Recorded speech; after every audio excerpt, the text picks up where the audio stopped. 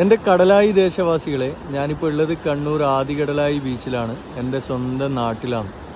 അപ്പം ഈ ഒരു വീഡിയോ ഞാനിപ്പോൾ ചെയ്യാൻ കാരണം എന്ന് വെച്ച് കഴിഞ്ഞാൽ, എനിക്ക് നിങ്ങളോട് ഒരേ ഒരു ചോദ്യം ചോദിക്കാനാണ്. വികസനത്തിൻ്റെ പേരും പറഞ്ഞിട്ട് ഉള്ള കുന്നും മലകളൊക്കെ ഇടിക്കുമ്പോൾ ഈ തീരദേശത്ത് താമസിക്കുന്നവരെ പറ്റി നിങ്ങളൊരു കാര്യം ചിന്തിക്കുക. കാര്യം എന്ന് വെച്ച് കഴിഞ്ഞാൽ, നമ്മുടെ കേരളത്തിലെ ഒട്ടുമിക്ക ജില്ലകളിലും കടലാക്രമണ ഭീഷണി ഇപ്പം നേരിട്ട് കൊണ്ടിരിക്കുന്ന ഒരു സമയമാണ്. കാലവർഷം സ്റ്റാർട്ടായി കഴിഞ്ഞാൽ, അതും കാലവർഷം സ്റ്റാർട്ടായിട്ടേ ഉള്ളൂ. നമ്മുടെ കടലായി ബീച്ചിലെ കടലാക്രമണം നിങ്ങൾ കണ്ടുകൊണ്ടിരിക്കുന്നത് ഇപ്പോൾ. അപ്പം അങ്ങനെയുള്ള നിലക്ക് എനിക്കൊരു കാര്യം ചോദിക്കാനുള്ളതെന്ന് വെച്ച് കഴിഞ്ഞാൽ, മനുഷ്യനിർമ്മിതമായിട്ടുള്ള ഒരു കടൽ ഭിത്തിയും നാളിതുവരെ ആയിട്ട് ഇവിടെ പ്രോപ്പറായിട്ട് നിലനിൽക്കുകയോ അത് പ്രോപ്പറായിട്ട് മെയിൻറ്റെയിൻ ചെയ്യുകയോ ചെയ്യുന്നില്ല. അപ്പം അങ്ങനെയുള്ള സമയത്ത് നമ്മൾ ഈ കടൽ ഭിത്തികളൊക്കെ നശിച്ച് കഴിഞ്ഞു കഴിഞ്ഞാൽ പിന്നെ സ്വാഭാവികമായിട്ടും കടൽ കയറി വരിക പുഴയിലേക്കും, പുഴ കവിഞ്ഞ് നമ്മുടെ നാട്ടിലും നമ്മളെ വീടുകളും പറമ്പും എല്ലാം നശിക്കും, യാതൊരുവിധ സംശയവുമില്ല.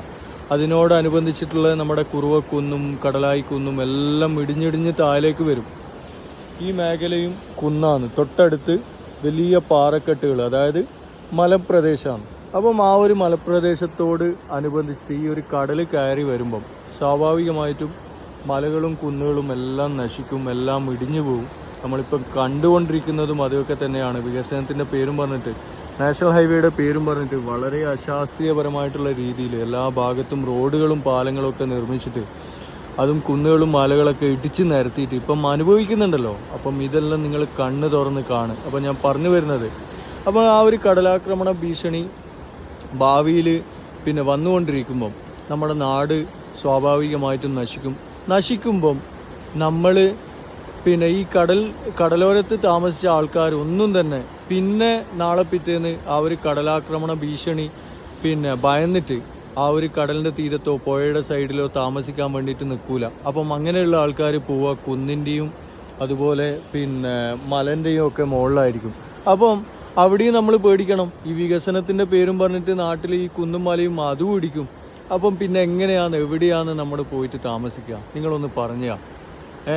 അപ്പം ഞാൻ പറയുന്നത്, അന്ധമായിട്ടുള്ള വികസനം എന്ന് പറഞ്ഞ് നടന്നു കഴിഞ്ഞാൽ അത് ശരിയല്ല. എനിക്ക് പറയാനുള്ളത്, ഞാനൊരു വികസനത്തിനും എതിരല്ല. അങ്ങനെയാണെന്നുണ്ടെങ്കിൽ ഞാൻ ഈ കാണുന്ന സുഖസൗകര്യങ്ങളൊന്നും, ഞാൻ ഈ കാണുന്ന ഓട്ടോ, ഞാൻ ഈ കാണുന്ന ഫോണോ ഇൻ്റർനെറ്റോ ഒന്നും ഉപയോഗിക്കൂലായിരുന്നു. അപ്പം അതൊക്കെ ഞാൻ അനുഭവിച്ചുകൊണ്ടിരിക്കുന്നുണ്ട്, ഞാൻ സുഖം എടുത്തുകൊണ്ടിരിക്കുന്നുണ്ട്.